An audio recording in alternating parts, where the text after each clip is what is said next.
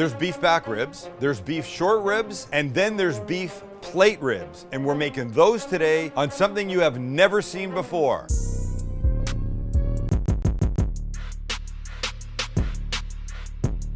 Get ready for deliciousness. It's that simple. But also get ready for something very special that is being unveiled right here today. It's right there and right there.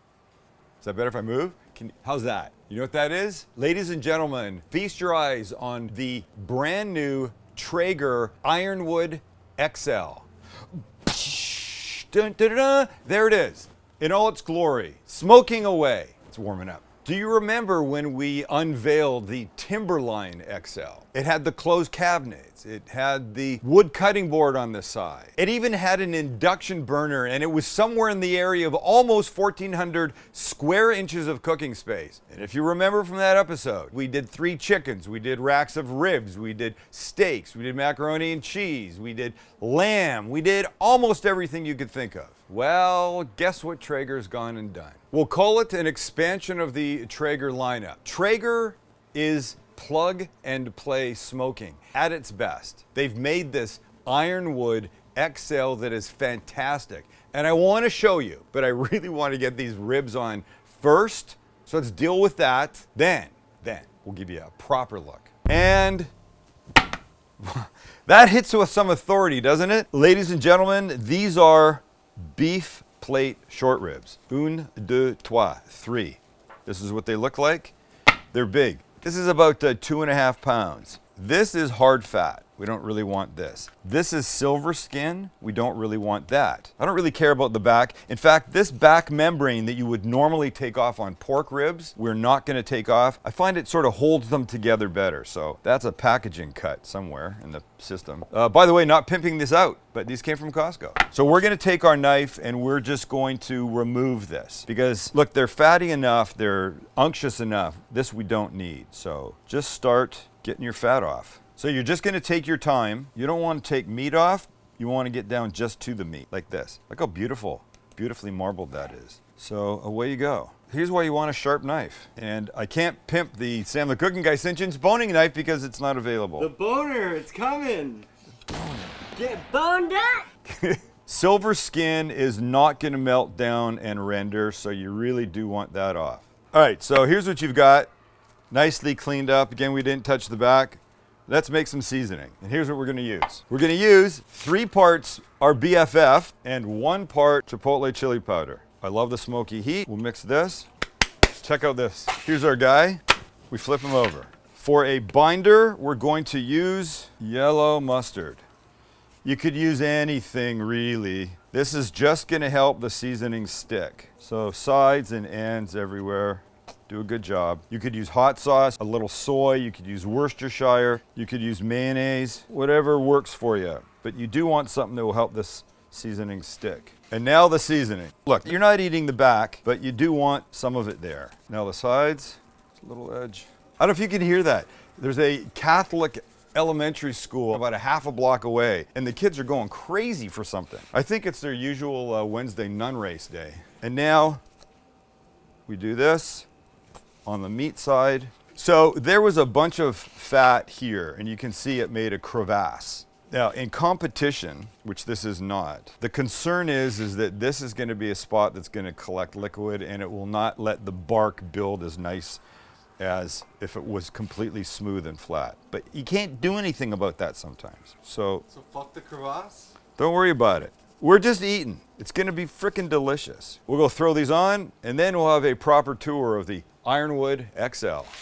And on we go. Hello, Ironwood XL. And we close. Well, let's start with the high points as we look at all of it in its gorgeous beauty. It's 4 feet tall and almost 5 feet wide, 25 inches front to back, with 616 square inches of grilling area. And of course it has Traeger's Wi-Fi connectivity, and that means that right from the comfort of anywhere with my phone in my hand, I can monitor temperature, make changes if I want, see how much pellets are left, that kind of thing, even set timers. And like the Timberline XL, this has the pop and lock accessory rail that you can put all kinds of accessories, like this one little container for holding whatever you need to be held. Or on the side, there's a holder for a roll of barbecue paper. It's got the gorgeous touchscreen that honestly I love, that you could work everything from, including setting temperatures from as low as 165 all the way up to a blazing 500 degrees, which by the way, is right where you want to be for a pizza. It's got the new little hopper cleanout system, which is super simple to use. And the hopper itself holds a whole bag of pellets up to 22 pounds. Oh, and by the way, when you're starting to run out of pellets, it will tell you that on your phone too. We're slightly over the 3-hour mark, and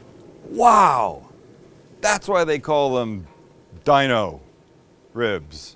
Because they're like dinosaur ribs. In fact, at the beginning of the Flintstones, when Fred gets that big set of ribs on the side of his car, I think that's what they were. We haven't done anything to them. We've just let them live there, lovingly. Look how much pullback there is. This meat extended all the way to the end. Now look what's happening. It's fantastic. But I don't want it to dry out. We're not gonna wrap it until the very end, and even then maybe. So I'm gonna spray it a little bit. I've got a 50-50 combo of beef broth and water that we will spritz gently over the whole kit. Just a quick note for my friend Doug, who gave me a really elegant little sprayer that sprays a lot with one pump. I clogged it with my homemade beef broth this morning, Douglas. Hence this dumb thing that probably normally had cleaning products in it. No, it's new, but still. Sorry, man. All right, we close her up, let it keep going. We go and we address our beans. And our beans begin with bacon because they're better with bacon. Let these get about 3/4 of the way done, and then we'll start adding. And now we add a green pepper and a yellow onion, diced. And we mix. Oh, these are gonna be good, extra good. And if you think your pan is a little dry, then just come back with a little bit of that bacon grease that you kept back. Throw it in. These get about 3 minutes to soften. Hey, fucking. Next in, touch more bacon grease right there, and then a couple cloves of garlic. And when it's fragrant, we can add everything else. And everything else will be some chipotle chili powder. We're keeping our theme alive because it's also on the ribs, as you remember. Some smoked paprika, a little hint of cumin. You know my affinity for chili sauce, this Western style. We're about a cup of that. Some everyday yellow mustard, minced chipotle peppers, big tablespoon, some brown sugar, a little whiskey. Lovely. Don't forget the beans. And here they are. These are maple cured beans. Oh, that whiskey smells great. 2 cans, and we need some salt and pepper. And because I always have it mixed at my side, I only need 1 pinch. Now this gets mixed. Oh my God, I'm in love. And this is gonna finish on our smoker beside our ribs. So let's take them over. And we go up. I took the shelf out. Look at that. All right, cook well, my little friends, cook well.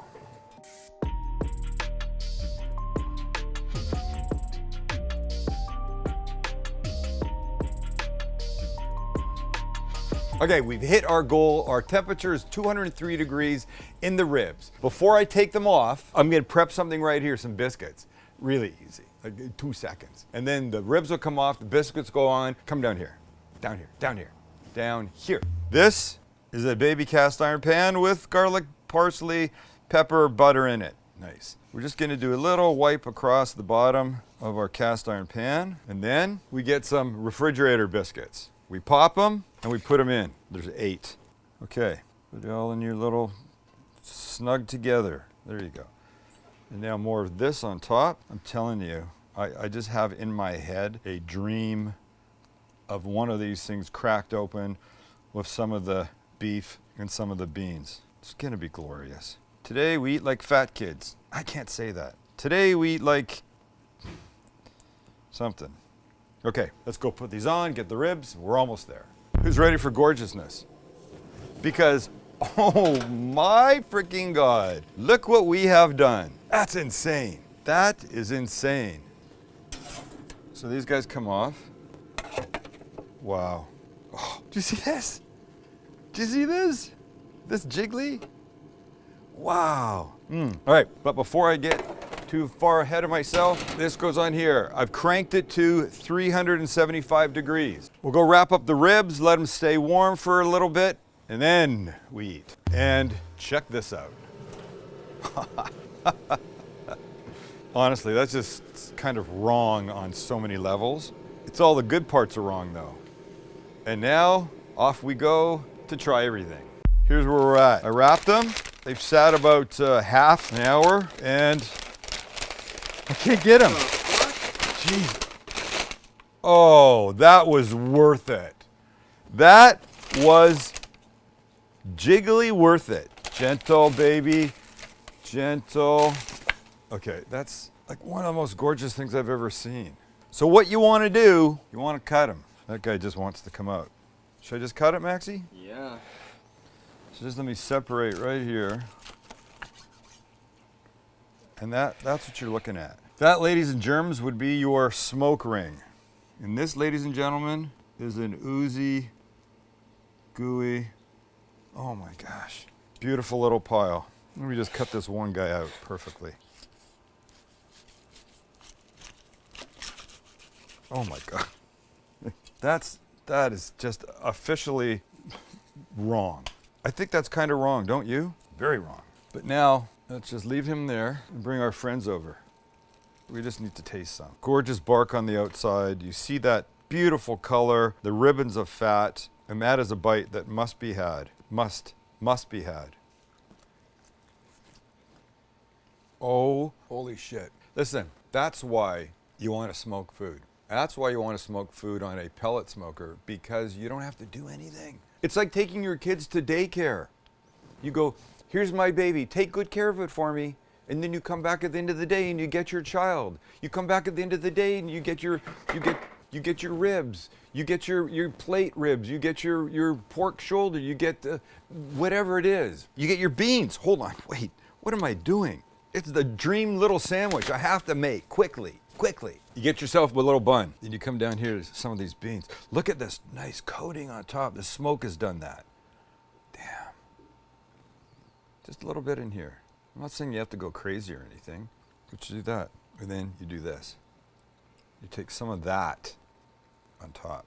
That is called a messy AF bean and smoked beef plate short rib sandwich. I've been dreaming about this. The second we knew we were doing this video, I've been dreaming about this. And it is everything I thought it would be and more. The Ironwood XL is going through its closing cycle behind me. It's done an amazing job today. An amazing job. See ya. Hit the subscribe button.